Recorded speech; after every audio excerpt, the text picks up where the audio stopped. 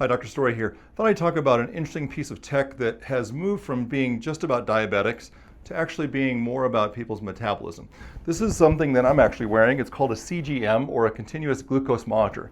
Now, these are really built for people who have brittle diabetes or insulin diabetics, where they might be dropping low or going high, and they have to manage it more on a tight way.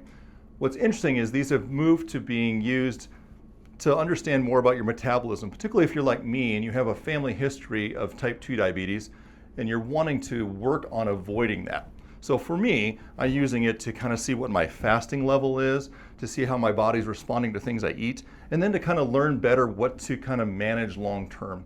So I'm using it in the setting of weight loss, which is an interesting way. Managing your insulin levels or dropping your insulin levels by dropping your overall sugar levels can be part of weight loss. What we're looking at is a couple of things. First off, you're fasting, meaning what your body is doing overnight. We like to see that it's less than 100 for fasting. Secondly, what you do when you eat food, we want to see generally a spike that's less than 140. And then within 4 hours, we want to see your body dropping back to a level that's around 100.